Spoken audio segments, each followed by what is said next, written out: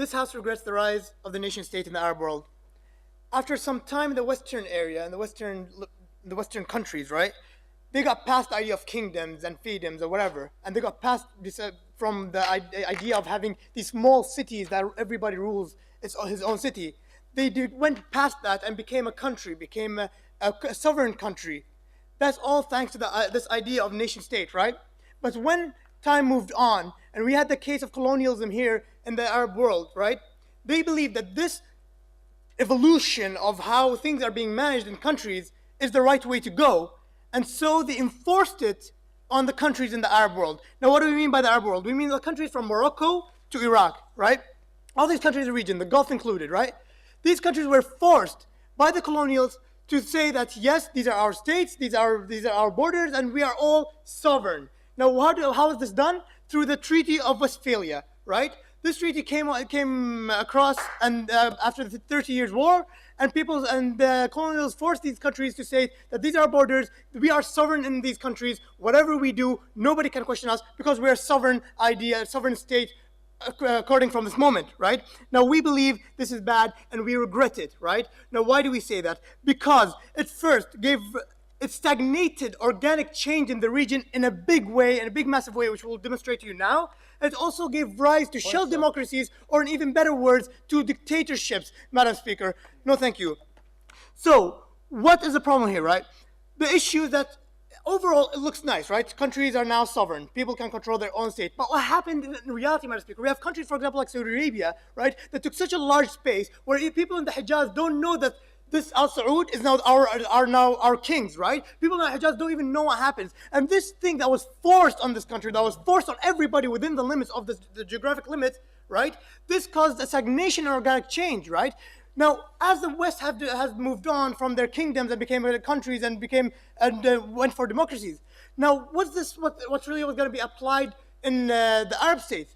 We believe this would have happened in the right time across time. You give people the right or the time to be able to reach democratic stage, to be able to voice their opinion, go and form a state, tribes joining together instead of being forced to act and swear loyalty to this king, right? So what happened is stagnated organic change. Now, why do we mean that? My second point of analysis is that what happened in the end, right, is that people in this country were not able to change organically, bring the change from within, bring any kind of development from within, right? And so what this happened is that people were forced under the rule of a certain tribe, of a certain idea, right? And so this caused people to stop being able to voice their opinion, for these people to stop being able to create an actual real from within democracy, which is what people are calling for now after years of instability in the region, after years of trouble between the countries or within of people imposing their own ideas and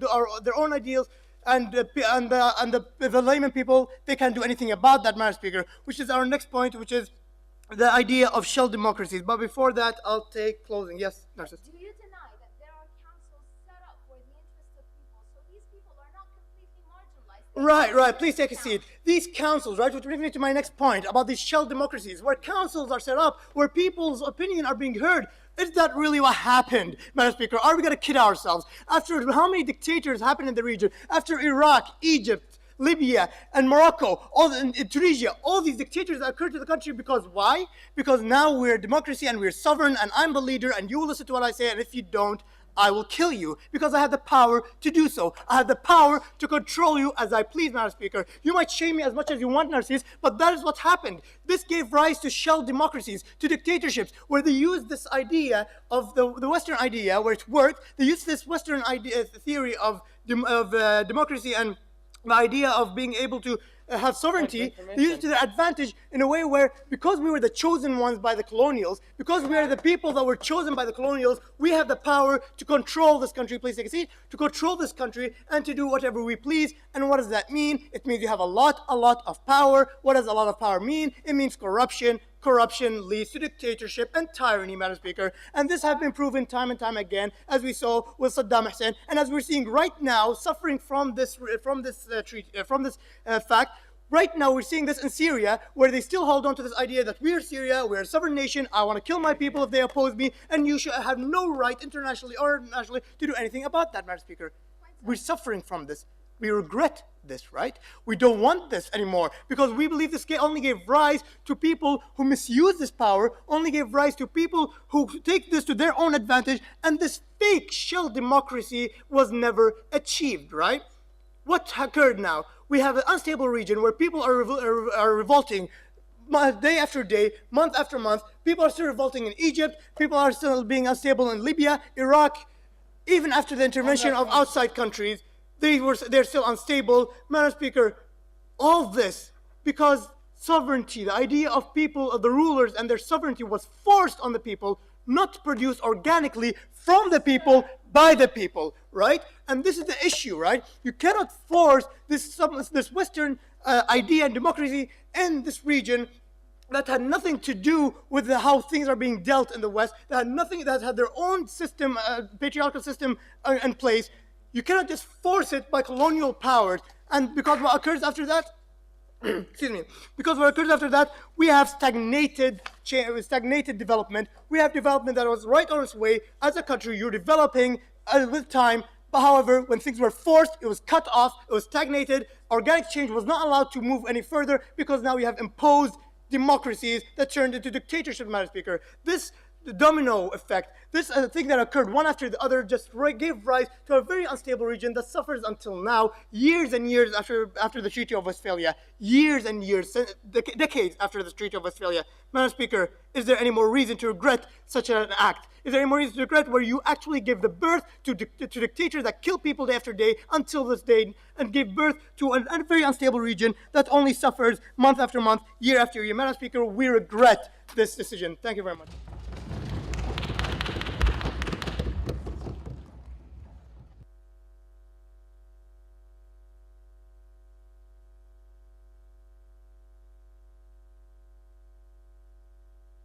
I'd like to thank the last speaker for his speech, and I call upon the leader of the opposition, Ahmad, to open the case for the opposition. Thank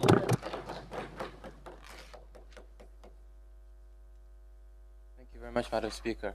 So, ladies and gentlemen, I think in this debate it's important to draw a distinction between what we want to discuss in the context of nation states and the direct contrast, which, as provided by Team Proposition, seems to be democratic states. And I want to draw this comparison because I want to illustrate to you how necessarily the imposition of Western liberal ideals isn't necessarily in lieu with what has historically been proven to work in Arab nations.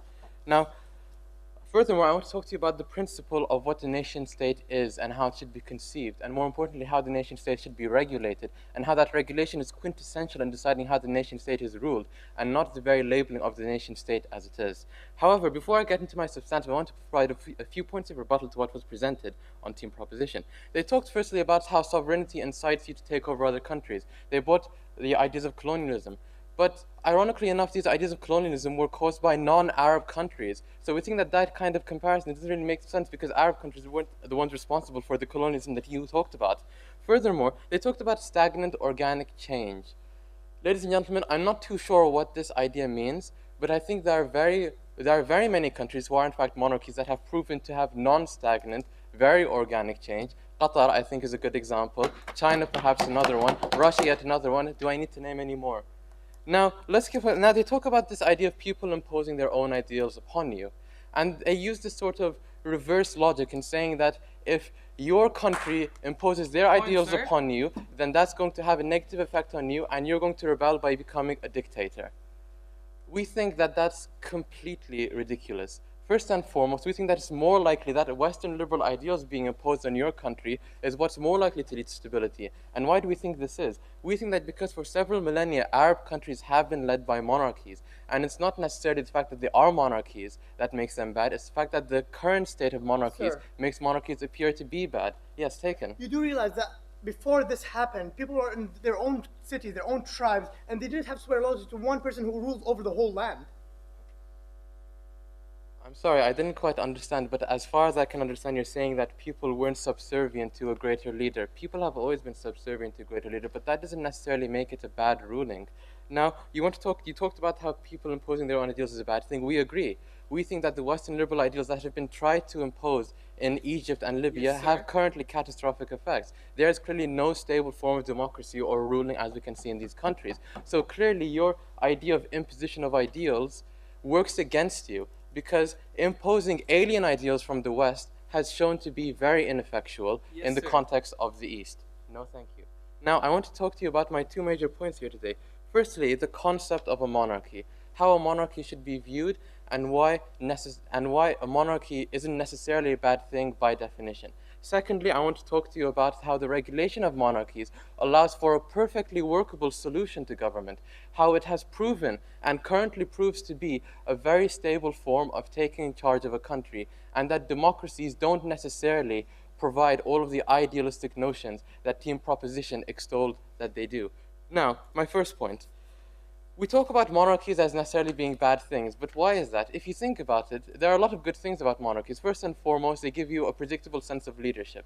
They give you a predictable sense of sort of policies and social ideals. You know that you're born into a society that's going to have a certain belief and a certain ideal and a way of ruling. As opposed to, say, democracies, they're characterized by power shifts, and every X many years, no thank you, there's going to be a democracy, there's going to be a change in power, and there's going to be an instatement of different political ideals and different laws and different shifts which are unpredictable. And historically speaking, in the Arab nation, we've shown that this unpredictability hasn't worked to their advantage.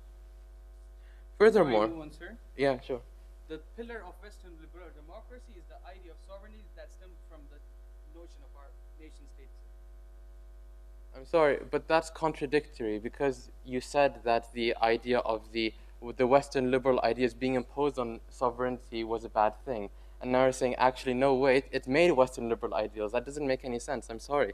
Now, going on, we think that when you talk about nation states, you don't have to think necessarily about the fact that people being told to live in a certain way or people having to live under a certain ideal is a bad thing. Because it gives people a sense of unity, a sense of solidarity. And as you can see, for example, in the case of the Arab countries, where there were many tribes which had to become subservient to one ruler, it actually allowed for stability. Because when that ruler was lost, the power vacuum that was created was going to inevitably, no thank you, create battles between those tribes because they're trying to vie for power. And it's essentially a politicization of what was once a very effective form of, let's say, tribal ruling, in which a sovereign monarch took over and took hold of all of the powers within. No, thank you. So now, I want to talk to you about my second point here, which is, well, it's really about this sort of ideal of democracy and these virtues that are extolled by Team Proposition. Now, we say here that democracy gives you the power for change. Democracy gives you the power to take control of your life and to not feel oppressed. No, thank you. Now, technically speaking, no matter which system of governance you are in, you still have to be subservient. Moreover, this idea, no, thank you. This idea of, say, the ruler having supreme rule is a bad thing. We say that's not necessarily a bad thing, because the problem is when you have several stratifications of government, what you want to get through to the top is kind of abstract. It's kind of like Obama these days not having the power to enact legislation in Congress, because there's so much abstraction in the levels of governance, because it's under this idea of a democracy in which supposedly people's opinions and ideals are being taken into account, but in actual fact it's a melting pot and there's nothing that's really coming out of it that's coherent or even continuous, which we think is problematic. We think that every 4 years, when the administration of the United States changes, it doesn't necessarily give us any form of stability, definitely not in the way that they're waging wars, nor in the way that they're setting laws. So clearly, this idea of having, say, a good form of ruling in the form of stability, which was proposed by Team Proposition, does not stand. Furthermore, we want to talk to you about how these ideals about democracy, like equal representation, like representative vote, by definition, they sort of work, okay. But technically speaking, they don't. And that's the problem here. Because people have this idea that they're living in a democracy and that they're fully expressed in the system of governance that they're in. We think that's not fully true. We think that, yes, sure, you might grow up knowing that you live in a monarchy whereby you are representing a certain ideal, and that it may to some extent be restrictive, but it creates a form of unity which we don't see in democracies. And in fact, the imposition of the Western democracies on these systems shouldn't lead to shell democracies. Rather, they should accept the fact that there are sovereignties who have been successful in the past. And it's not necessary for them to accept Western ideals for the sake of trying to express a democracy, which, as they said, ultimately will lead to a shell. For all these reasons, we're very proud to oppose the motion today. Thank you.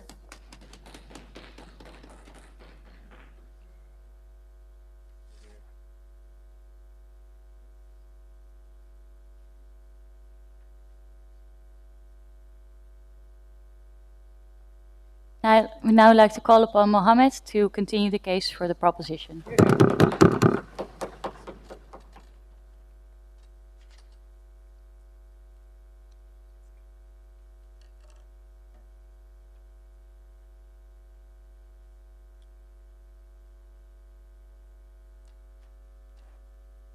Okay, before I move on to my main argument, which is that social and cultural context is important to have a conducive political transformation in a country, Madam Speaker, I would love to go ahead with the rebuts and reiterating what have been misunderstood by the team opposition. Number one, we are not here talking about democracy. Is it good or bad?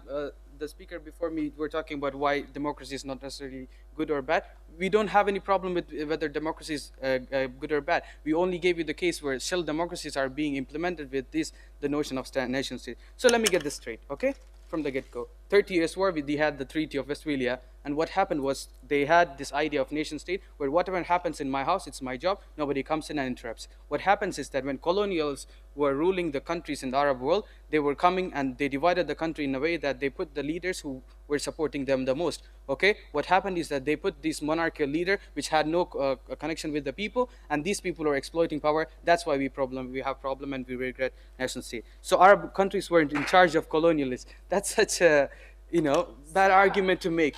Colonial, we all know there were Western countries and they were imposing this idea of nation state wherein you have all the authority over your land and nobody deals with it, Madam Speaker. And they were talking about regulating this idea of nation state. There is no mechanism internationally that you can regulate sovereignty, Madam Speaker. It's all up to the country unless and until it's unanimously voted in the United Council or something, which happens rarely, Madam Speaker. So Western liberal ideas are the problem. They identified it. We are saying that it is the problem. Western liberal ideas stem from the fact that the idea of sovereignty, which date back to 1648, a nation state, and which they build upon with the democracy and other social cultural content, which I will be talking in my substantive argument. And they will be talking about why monarchies, and their main arguments were, no thank you, why monarchies aren't bad. That's not what we are talking about. There are countries in our world which are democracies or monarchies, but the problem is the idea or concept of a nation state, Madam Speaker, which we regret completely because it is not good for these countries because it is not something produced from that. No, I didn't move to my arguments. We just need to regulate them, because even there will be, in any type of government, there will be the subservient idea notion, which we are not here to talk about. We are here to talk about whether the idea of nation state is good, or do we regret it, or do we not regret it? Even if I take that for argument for granted, it's the problem with democracy. Right? It's a problem with democracy that you are not able to pass a law in the parliament, Madam Speaker. It's not the problem with the idea of nation state, or it doesn't have anything to do with this debate, Madam Speaker. So before I move on, yes. Do you understand that a nation state is where political and cultural interests align? So there is no problem. That's my main argument. I will be talking about this. Why there is a problem, Madam Speaker? Let's look at the case of Europe and where it all started. There was a social and cultural difference, happening that led way for this political transformation, as we call nation state. What was happening? Number one, societally, they were completely different, alien from what was happening in this part or the Arab world, Madam Speaker. They were having societies that were ruled by princes or empires, and they were having problem with the church and the state, Madam Speaker. So there were the people living there were in the dichotomy. They were living in this in this problem. So their aim was to have a state where nobody else from outside enters and the ruler is the one who controls it. So it was a solution for that period, in that time, in that place, Madam Speaker. What happened was, why we regret is that when colonials came here, they brought them this idea with us and put it in this deadlock, Madam Speaker. What happened with that deadlock is that what Prime Minister explained, that it will give rise to these shell democracies and tyrants, Madam Speaker. Number two, on the second level of analysis, culturally, what's the problem? They're completely different too. The way of life, the education, what happened in there as a Renaissance, Madam Speaker, the people were able to have the humanistic view of life, and they were evolving. So with this social and cultural changes in the society, they were able to move up to the scale where they were able to have nation state, Madam Speaker, which we completely agree and admire, because that was good for them in that time of period, Madam Speaker, but doesn't mean that it fits everyone in every other time, Madam Speaker. So here, why do we regret it? What happened in the end? So these people who were enlightened, who were having good system of governance, they came to a society. They came to a society which was tribally administered, where they were having a loyalty to a tribal leader in a small place, and they were having education that was primitive. When in Saba, it was the katatib system, where you can go just to a leader, a teacher, and and she or he teaches you. So the culture and social aspect is completely different that of the Arab and Western hemisphere, Madam Speaker, and it was having no conclusion, no comparison between them. Were completely different. So what did they do? The colonials came.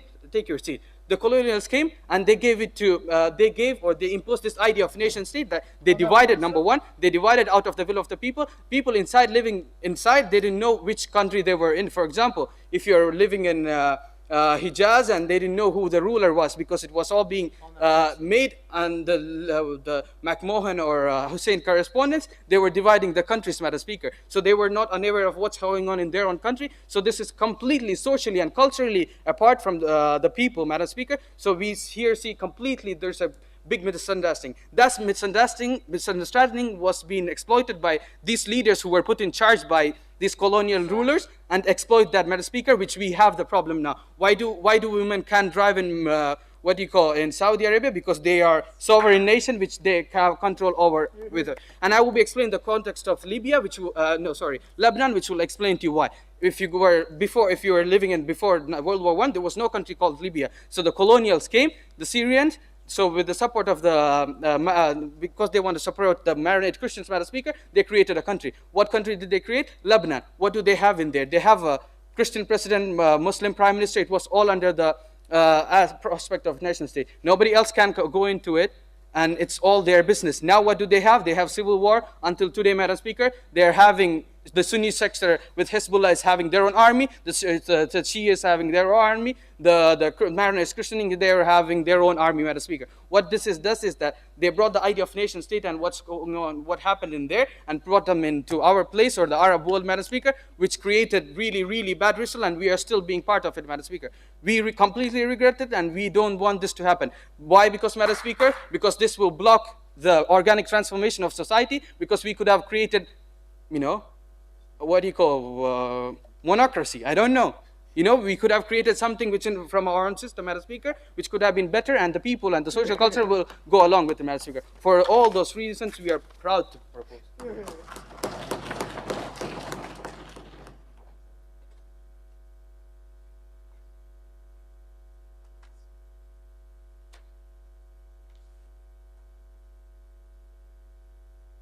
Thank you for that speech. And before we continue, I'd like to remind the debaters that the acoustics here are very loud. So if you are conferring with each other, please whisper and try not to use your voice, okay? Thank you so much.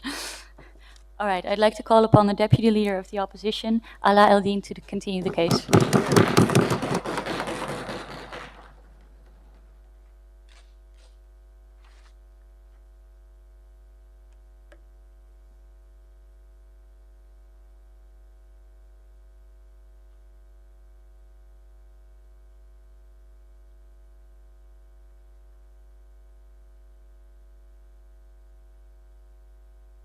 Thank you, Madam Speaker, ladies and gentlemen.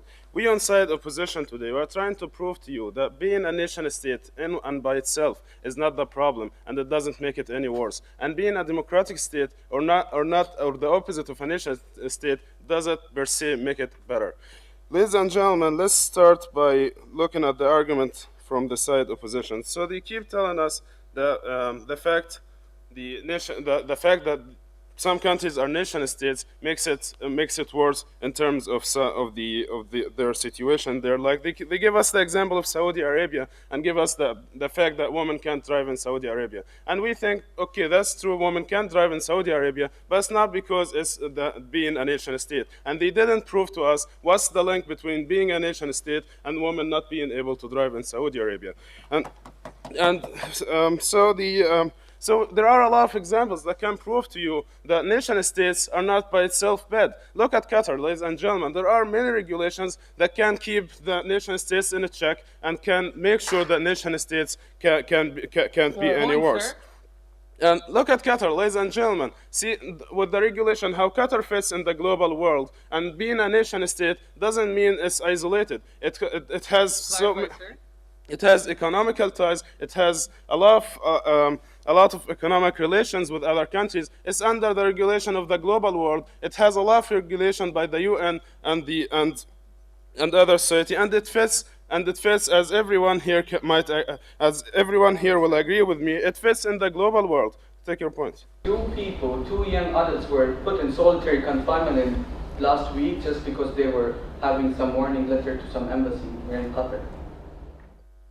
That's not because it's a state nation. That's danger to the security, to the global security in the country. You are cutting. That's the opposite actually of what they argue. They are cutting the relationship between Qatar and other countries by warning these embassies on Qatar lands. And it's not because Qatar is a state nation. And I don't see what the link they are making here. Ladies and gentlemen,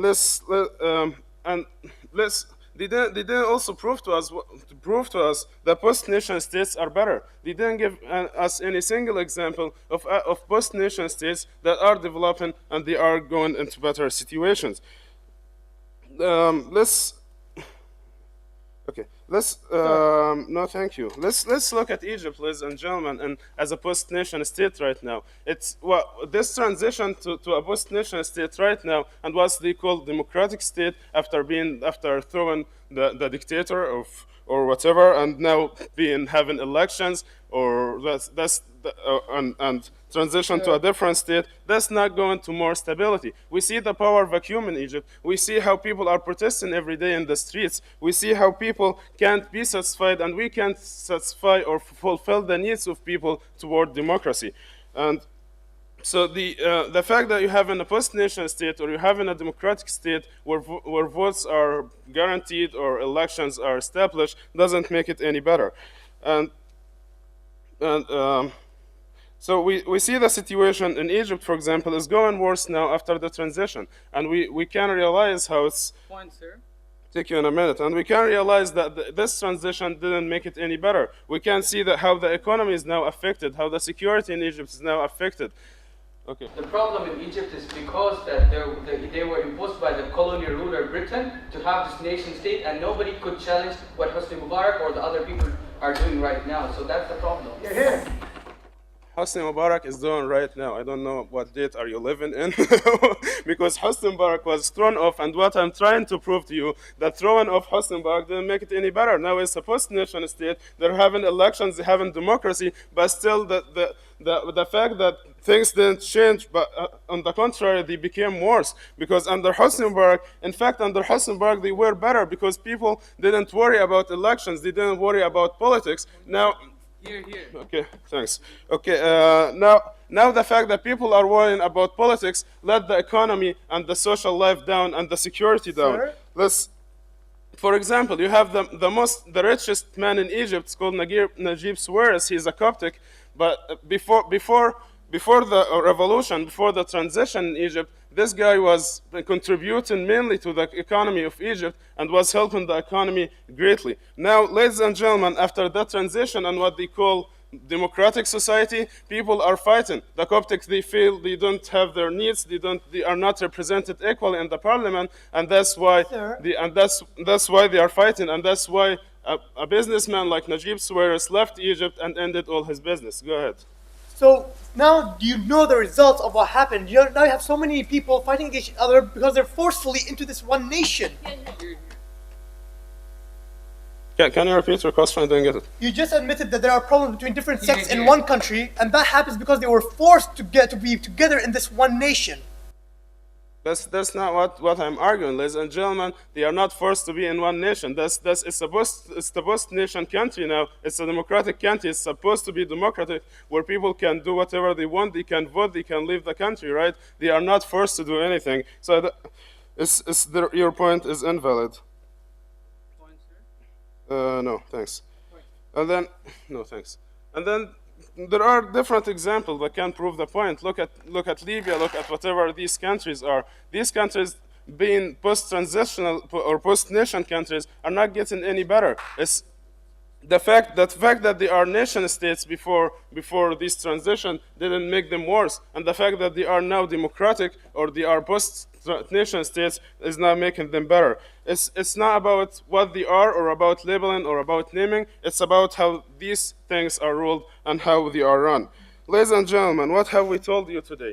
We told you that allowing this motion to pass will cause instability in the region. It will cause more problems. It will cause the power vacuum we are seeing right now in a lot of nations like Egypt, like Libya. It proves to you that it's not the problem that in being a nation state or being a post-nation state. The problem is in how these states are run and how they are regulated and how they are controlled. We proved to you that there are a lot of regulations that can keep the nation states in a check, and they can keep them and allow them to fit in the global world. And that's why we are proud to oppose. Thank you.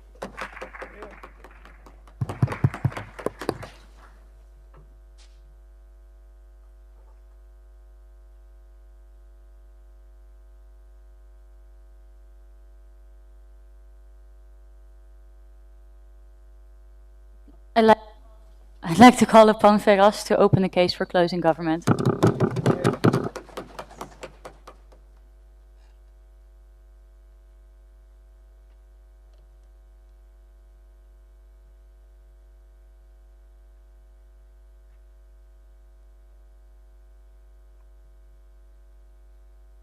Thank you, Madam Speaker. Ladies and gentlemen, what we've seen from side opposition right now is such a high level of confusion. I don't even know where to start in my terms of rebuttal, but I'll do my best coming up with the machine gun of rebuttal that I'll be coming out with. I'll then be looking in our extension about the introduction of factionalism due to the imperial forces and how that has harmed these countries and how it affected the people in terms of their distancing themselves from their own governments and from their own sort of political situation. Now, first he says that, the Western powers, we heard from one speaker, the Western powers never really colonized any Arab states. I'm not sure which history book he's been reading from, really, but we can give you several countries that have been colonized by Western powers and how they have, been affected negatively. Lebanon was one example. You've got the British who were in Qatar, by the way. So all these countries were colonized at one point. Now, that's not where the great thing is. He then talks about how great monarchies are and how stable governments are because of that. If monarchies were so great, why have there been protests in both Bahrain and Saudi Arabia to oppose the said monarch? If they're such in a great shape, no, thank you. If they're in such great shape, I'm not really sure about that. He then says, no, thank you. He then says, which I'm not really understanding because the side opposition doesn't seem to know what angle they're supposed to be arguing with. He then says, and I love this, because now they have a democracy in Egypt, people have to worry about politics and voting. When it was better off when they didn't worry about politics and voting. They should just, occupy space and time and just, breathe, really. I mean, why would we want to worry about politics and voting? It wasn't really clear what their angle was. Were they supporting monarchies? First they say no, first they say yes. Do they just support dictatorships? He says, no, it's better to have a dictator where we have people running around blind, they don't care, we just listen to one man. Then he says, no, there was a power vacuum after that, and that's bad.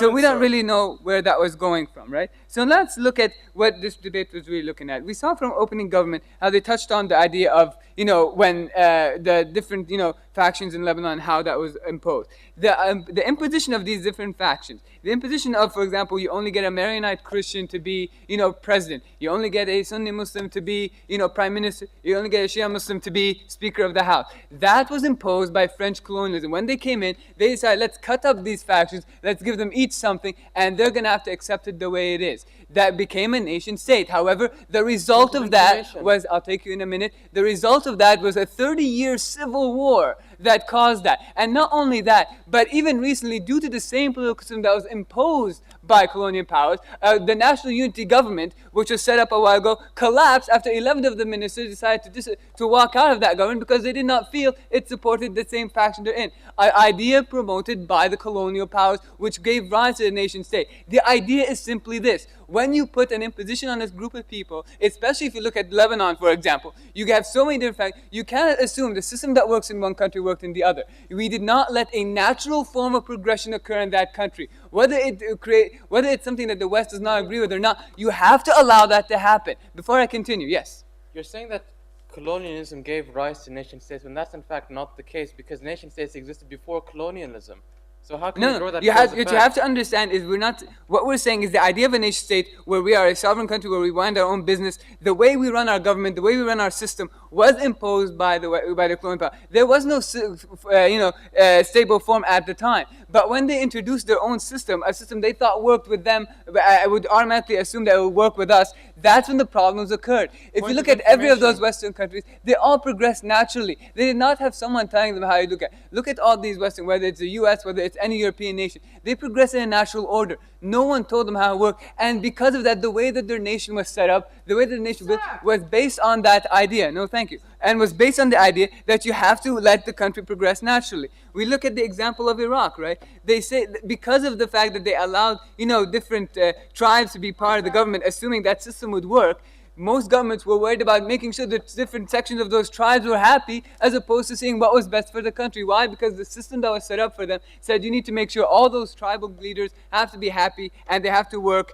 in that system. Yes? No. You're arguing about people basically having other systems of democracies working for them, imposed on them. Don't you agree that monarchies have still survived means that these systems were not imposed but actually naturally progressed? The reason why we believe, if you look at the situation here, the reason why monarchy survived is due to the fact of the foreign influence, right? If you look at any sort of, look at all those countries. If you look at, Europe, for example, a lot of them had monarchies. England, France, Spain, they all had monarchies.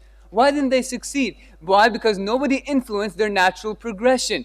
They eventually lost the idea of a monarch. They actually moved to a democratic system. But the idea of a monarchs in countries like Saudi Arabia or in Bahrain were strengthened by the influence of Western foreign power. Therefore, you are not letting a natural progression of that country evolve. You are allowing your ideas, what you see fit, work in that country, which is why there are riots now, which is why people are not, feeling very connected, which leads to my next point of extension, the people's, basic mentality right now. They believe, first of all, that the government isn't really connected to the people. That they are, no, thank you. That they are really focusing on their needs as opposed to the people's needs. That's why there are riots happening. People have lost hope in their government. People have lost faith in their government. They believe that they want a certain progression to happen. Now, if you had allowed natural progression to happen, you would not have had these riots. You would not have had these problems going on now. You would not have had, dictators saying for 30 years because certain countries felt that he was the right person for the job.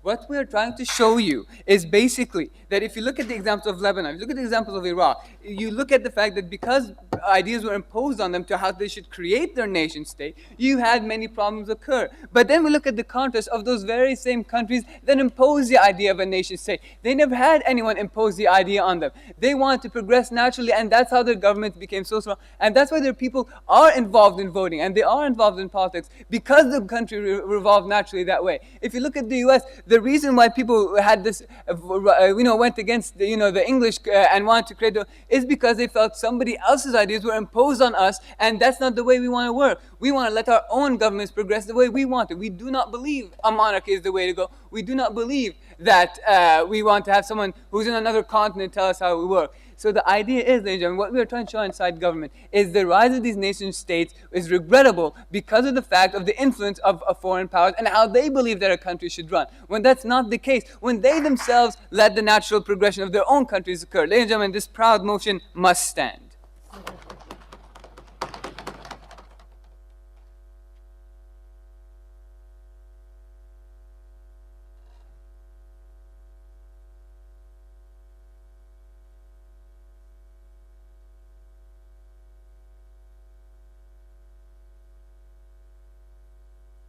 I'd like to call upon Tarek to open the case for closing opposition.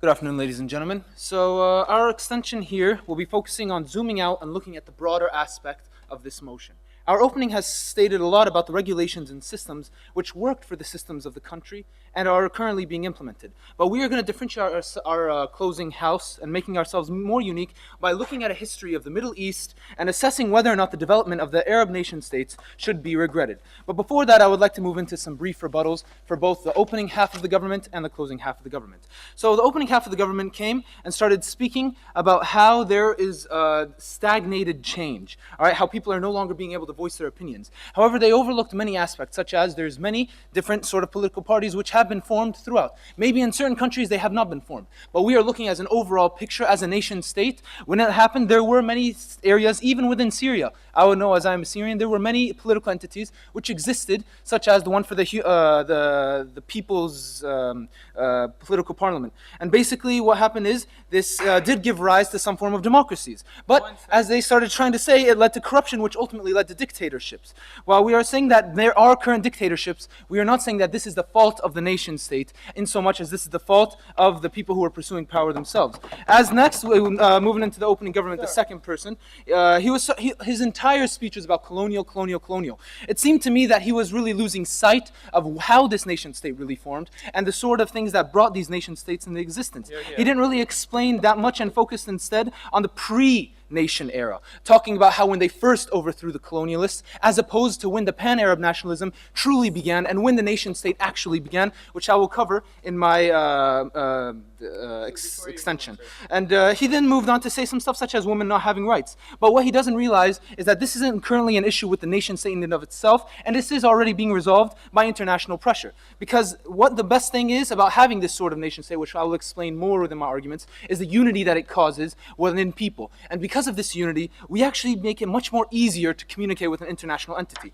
But now, before I move on, I want to first speak about the closing government, and coming out and speaking about how this imposition of how to create a nation state led truly to the demise of the Middle Eastern society. Many times I would like to point out that there were many rebellions that occurred, that there were many sort of things that overthrew these colonialists, such as that of Egypt, such as that of Algeria. The Middle East is a teeming example of many sort of nations overthrowing their colonialists. Not colonialists drawing lines and borders between them. We acknowledge that in certain cases they were, but that's not what truly created the nation state in and of itself. That was still a post-colonial era. Then he started saying about how government are not really connected to people. But we want to point out that this is not really true in a nation state, and I will explain that right now in my extension.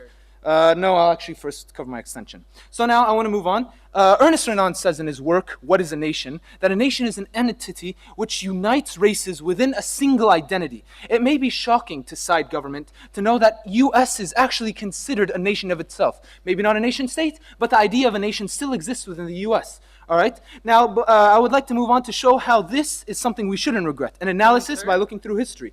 So before, let's look at a little bit of Egypt. Now, before Egypt, after the whole colonial era and all of this sort of stuff, they had a king by the name of King Farouk. This guy was characterized by rebelliousness, characterized by corruption. He was truly a man that all historians have sort of been unified in their agreement that he brought destruction to Egypt. But then Jamal Abdel Nasser, along with many other rebels, came and sort of seized the power. Now, who was Jamal Abdel Nasser? He was a charismatic man that appealed to the Arab nations through heritage. He worked day and night on unifying the Middle East through what? Through Arab nationalism, the pan-Arab nationalism movement, and he succeeded. And what happened? He became a figurehead for the Arabs. And this is what we would like to point out is meant in the regional aspect when we speak of a nation state, which is the Arabs working together. And now that the Arabs have suddenly become a single identity, we are the Arabs, there are many things that have came as a benefit to this nation state, and this leads me to the meat of my extension. So as nation states, the region identified as Arab, a single entity. No, thank you. All right? This is critical. Why? Because by identifying as one, the Arabs learned to love for their fellow nationalists what they love for themselves. This ultimately allowed them to be characterized by a single leader, and since they were unified together as one Arab region, it made much easier for even the international community to communicate with the Arabs as a region, because they were connected together through nationalism, the pan-Arab nationalism. I'll take Firas. Don't you agree that because of foreign influence that people like Hosni Mubarak stayed in power for so long? Okay, thank you very much.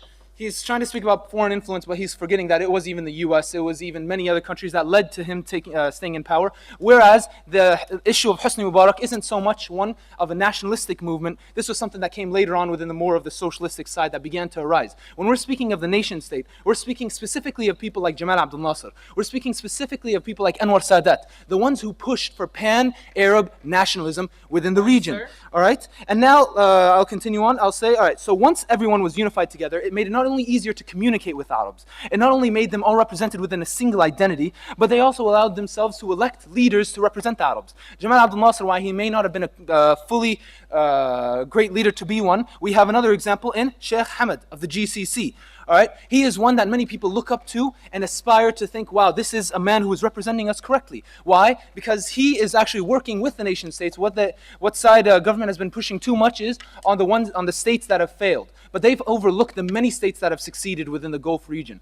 All right, and this is something that can be paralleled quite well when you look at Sheikh Hamad's thing. So now that when they have unity together, which brings on to a deeper analysis, now that they all have unity, the Arabs are unified, there is coming more stability within the region. All right? Since they are stabilizing, they can work together. Now people who are within Morocco can start trading with people who are in Iraq. Now people who are in Algeria can begin to communicate with people who are in Syria. Earlier, this was impossible. Before the nationalism and nation states began to come together, we had colonialists, we had forms of dictators such as King Farouk. We had many issues that had arisen that did not allow us to do this. And we do not regret the rise of nation state. Why? Because the nation state actually allowed for economic prosperity through stability. How? Because now that everyone is working together, there is going to be greater productivity within the society itself. Since there is going to be greater and greater productivity, we have other regions such as the United States, such as at the time the Soviet Union, such as many other countries, and including at this day Europe, being interested where? In us, the Middle Eastern region. Why? Because we have economic prosperity, because of the stability, because of the unity, because we develop nation states.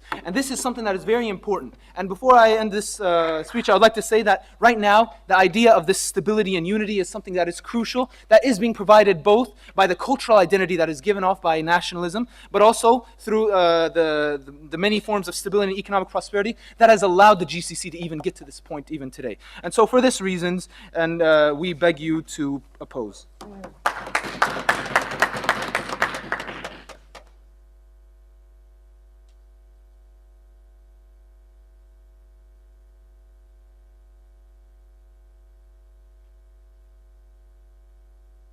Thank you for that speech, and we move on to Cindy as the last speaker of Closing Government.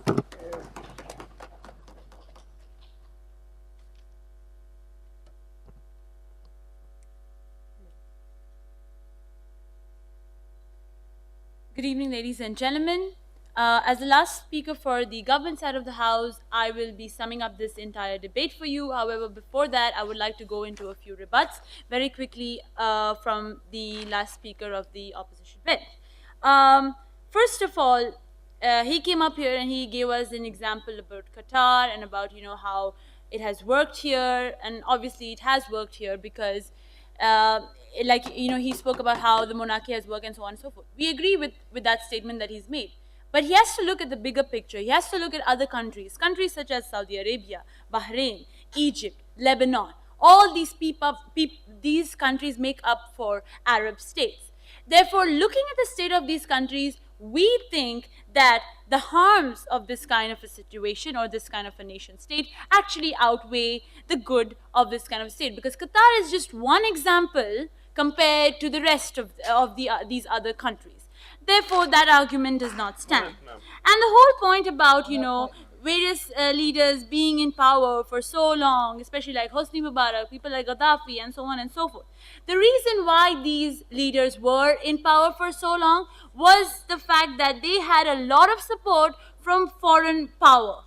And that is why the people of those countries actually rioted against the government, because of the fact that it wasn't a natural progression. And that is what we are looking for in this debate. The whole point about this debate is actually to not impose an idea on a certain country, rather for it to progress in a country. And that is why we are debating this motion, and that's the crux of the motion that this House has failed to understand. because you cannot throw an idea or you cannot throw a particular system of government without looking at the kith and the kin and the make-up of a country, because each country has a different type of a make-up. And by throwing something that is as, like, acceptable probably in Western liberal democracies onto these Arab countries makes it difficult for these people to digest, because that has to come down in slow progression. Yes. Your contention that these nation states were not natural does not stand, because they would have just gone back to their natural state before the colonials came. No. We do not want foreign we do not want foreign power to actually tell the people what they should be doing, because then what's going to happen? We already have examples of Lebanon that my partner has already brought up, about how it had led to 30 years of civil war. In fact, people there are still fighting. So we do not want this to happen, because people need to accept certain ideas, and there has to be a natural progression instead of just forcing them into a situation. Moving on to the clash points of this debate. So first we had the government talk about the fact that democracy, how it was imposed, and how there's a stagnation in the organic change of a country, and so on and so forth, and also the fact about how it has a negative effect on the nation's makeup, and so on. And then we had the opposition come up here and give us this whole long speech about about the monarchy, and so on and so forth. How it is like how the idea of democracy was brought about, and how democracy does not represent the views of all the individuals, but certain fragments of the society, and how it has been, or they say how it has proved to be ineffective. I don't understand at that point whether they were trying to prove our case, or whether what they were trying to do, because all of the points that they said actually proved our case furthermore. But the points that we brought into this debate was was about how factionalism was actually introduced by the colonial power, and how they did not allow for a natural progression into democracy, and that is why the actual where the actual problem started. Because Point of information. because we need a natural progression to democracy from these in order for people there to accept it. Okay. Because what happened in these countries is that the people actually lost faith in these governments, since they did not really reflect the needs of the people, but just the needs of the government. And we think that is an issue that was not being addressed by this side of the house. That is the opposition side of the house. Yes.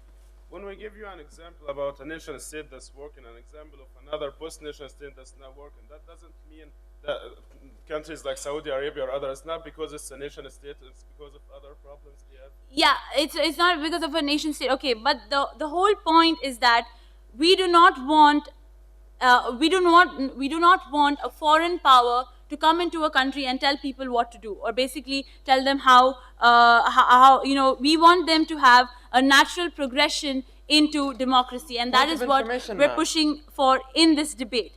So the debate is not about about how these countries can improve and how they can go on from now.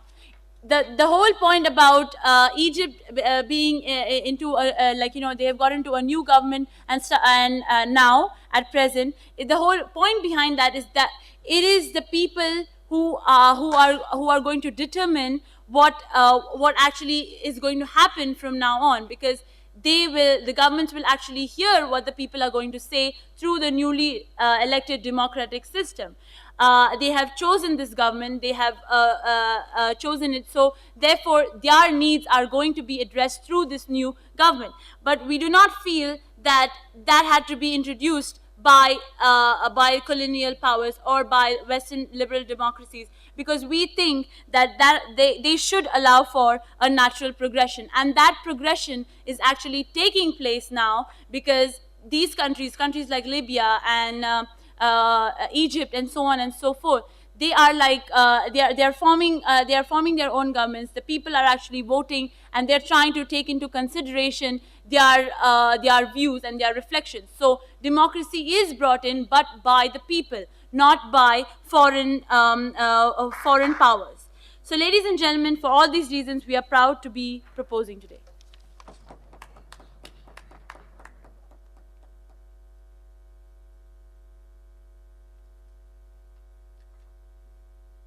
Now move on to the very last speaker in this debate, Narcis.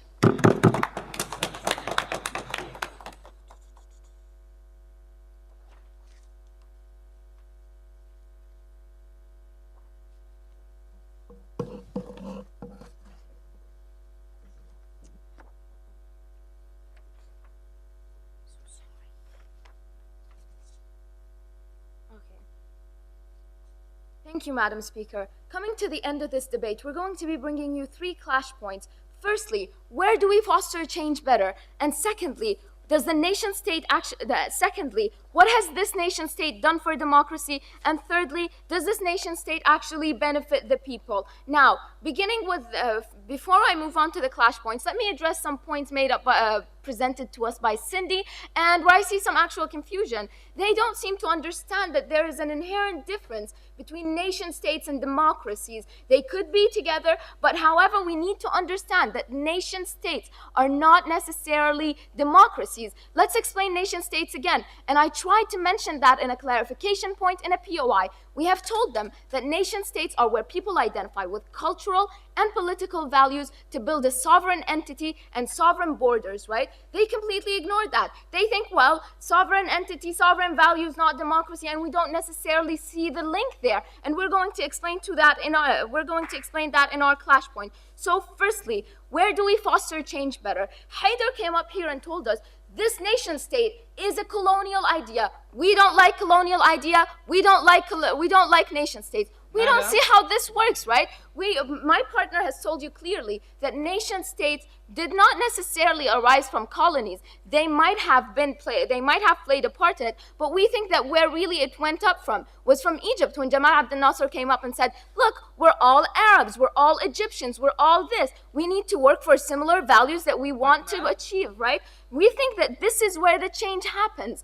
We think that under our model, under our case, where we tell you that people can bring about change better when they identify with themselves better, when they identified with each other better. As Tara has told you, we can only bring about change when we have unity. Of course, I'm not going to have change when I'm sitting going in a different direction saying that, oh, Egypt has to be a what country? Or Tara is going in a different direction and saying, no, I don't like Egypt being a such country. I want it to be this much or that country. We think that this doesn't work. We think that there has to be some unified idea of that we're all Arabs, we all have the same values, regardless of whatever else might be brought about to the table. We are all at our core Arabs, and we need to work for the same values. And we think that this has brought about much better ideas for change. Do you not agree?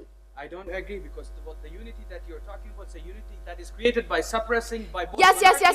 No unity was created by suppressing. Are you going to tell me that people were suppressed by being Arabs? We don't think that this is the case. People already knew that they were Arabs. People already knew that this was their value. They just needed to be reminded of it, because sometimes in our differences, as my partner has told you, we forget. We need to be reminded. And we believe that a nation state does that very well. They also told us about the stagnation of change and the rise of monarchies. They didn't tell us exactly why they think monarchies are better, right? We think that there's a slight, fine line between a monarchy and a dictatorship, right? Monarchy is not bad, dictatorship bad, right? And we tell you that, and we have dealt with the fact that monarchies are not necessarily bad, but the Arab nations have supported nations when they have revolted, when we got rid of their dictators. Examples, Iraq, when they got rid of Saddam Hussein, did you see people saying, oh, he's a good guy, he's on our side?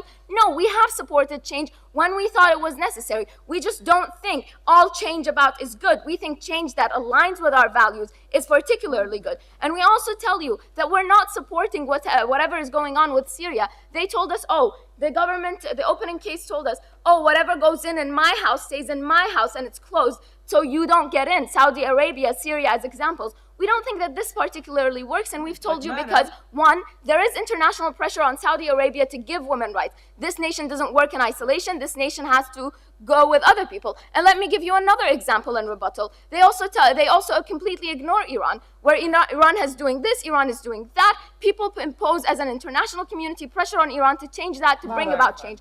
So we think a nation state in that sense is not bad. Moving on to my second clash point. What has this done for democracy? They come up here and tell us, oh, for democracy, it has brought about monarchies, and they just stopped there. Monarchies, monarchies, monarchies, monarchies. Both bench, all the bench has talked about monarchies and just completely ignored all the other stuff that we've talked about and we've elaborated on so much. We've told you that this brings about good change. Why? Because it's not necessarily that a monarchy is bad. We've mentioned to you the example of Sheikh Hamad, right? He's not only bringing about good change in Doha, I'll take you in a second. He's not only bringing about good change in Doha, he's also bringing about good change in all the Arab nations. We see the Council of all Arab nations coming together to discuss Syria, and we see Sheikh Hamad leading that. And we think this is a great thing, and this is a wonderful thing for democracy, that we have Arab leaders standing for Arab individuals. They are competent enough, they represent them. And why do you think this is bad, Haidar?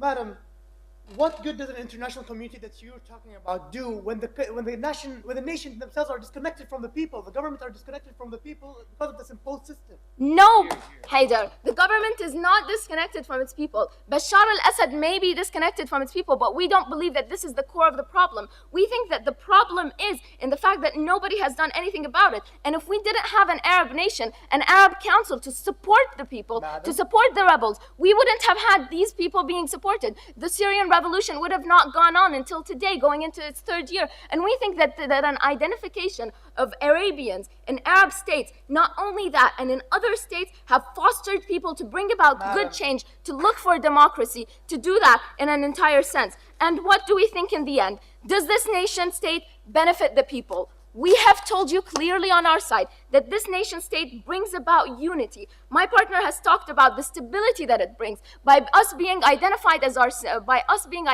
single entity, for it being easier to negotiate with all the Arab nations as Arabs. For us being negotiated for us being viewed unified is a great thing for us, is a great thing that brings about better change for us, that brings about better democratic opportunities for us. Also, my partner tells you that since we're more stabilized, since we have more common ideas, we're more likely to pursue the same things than we are to pursue different other things and not create any added value or any added change. We reply to the arguments brought about by the government. They're telling us that it is a colonial idea, therefore we should reject it. The fact that it's a colonial idea doesn't make for a bad idea. The fact that it's a colonial idea doesn't mean that it shouldn't happen. And we believe that for all the reasons that we've supported in today's debate, this motion should fall.